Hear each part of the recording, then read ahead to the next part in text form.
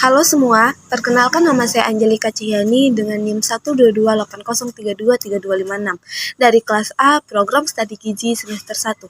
Di sini saya ingin membuat video mengenai penyakit stroke untuk memenuhi tugas mata kuliah biologi.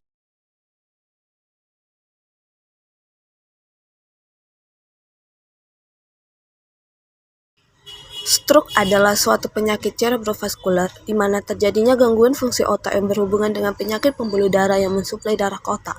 Stroke terjadi karena terganggunya suplai darah ke otak yang dikarenakan pecahnya pembuluh darah atau karena tersumbatnya pembuluh darah. Tersumbatnya pembuluh darah menyebabkan terpotongnya suplai oksigen dan nutrisi yang mengakibatkan terjadinya kerusakan pada jaringan otak.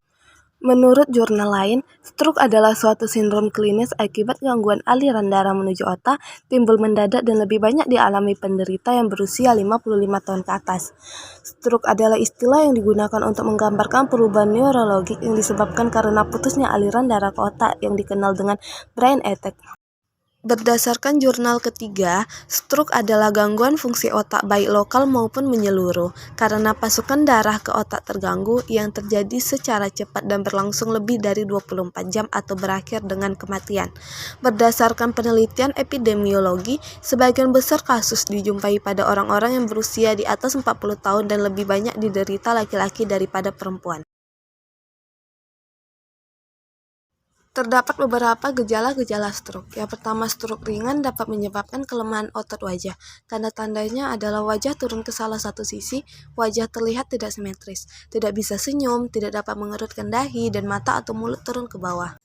Kedua, penderita stroke ringan kemungkinan tidak mampu mengangkat kedua lengan dan tungkai. Hal ini terjadi karena anggota gerak mereka lemas atau mati rasa pada salah satu sisi.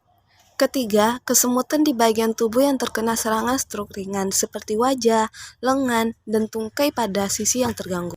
4. Kemampuan bicara juga bisa terganggu. Misalnya bicara cadel, tidak beraturan, tidak dapat memahami ucapan orang lain, atau bahkan tidak mampu bicara sama sekali. 5. Pandangan terganggu pada salah satu atau kedua mata, sakit kepala, dan pusing. 6. Kesulitan berjalan atau mempertahankan posisi tubuh karena adanya gangguan sistem koordinasi tubuh. Kesulitan berjalan juga bisa disebabkan oleh kelemahan pada tungkai kaki.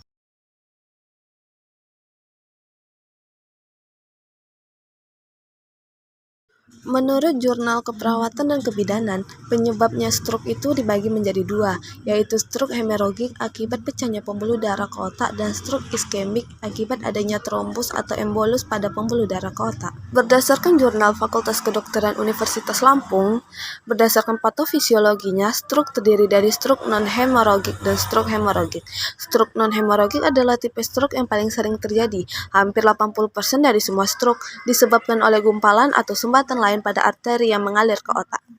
Berdasarkan jurnal ketiga, ada dua macam penyebab stroke, yaitu stroke sumbatan atau stroke iskemik dan stroke perdarahan. Stroke sumbatan terjadi ketika pembuluh darah ke otak mengalami sumbatan.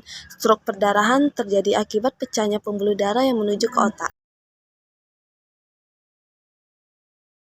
Perubahan gaya hidup, pola makan terlalu banyak gula, garam, dan lemak, serta kurang beraktivitas adalah faktor risiko stroke. Banyak faktor yang menyebabkan penyakit stroke.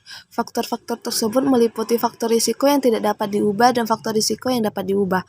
Faktor risiko yang tidak dapat diubah meliputi usia, jenis kelamin, ras, dan genetik. Sedangkan faktor risiko yang dapat diubah diantaranya adalah hipertensi, merokok, obesitas, diabetes mellitus, tidak menjalankan perilaku hidup sehat, dan lain sebagainya. Di dalam jurnal selanjutnya, terdapat beberapa pendapat dari para ahli yang salah satunya menyatakan bahwa gaya hidup modern yang saat ini melanda masyarakat telah memudahkan seseorang mengalami stroke. Seperti makanan beralkohol, rokok, diabetes mellitus juga dapat menyebabkan seseorang terkena stroke, sehingga pola hidup harus dirubah dari yang mengkonsumsi beberapa makanan yang cenderung mengakibatkan stroke ke arah gaya hidup sehat.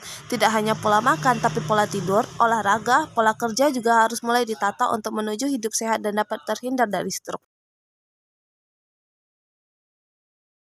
Penanganan stroke ditentukan oleh penyebab stroke dan dapat berupa terapi farmasi, radiologi intervensional, ataupun pembedahan. Untuk stroke iskemik, terapi bertujuan untuk meningkatkan perfusi darah ke otak, membantu lisis bekuan darah dan mencegah trombosis lanjutan, melindungi jaringan otak yang 25 masih aktif, dan mencegah cedera sekunder lain. Pada stroke hemoragik, tujuan terapi adalah mencegah kerusakan sekunder dengan mengendalikan tekanan intrakranial dan vasopasme, serta mencegah pendarahan lebih lanjut.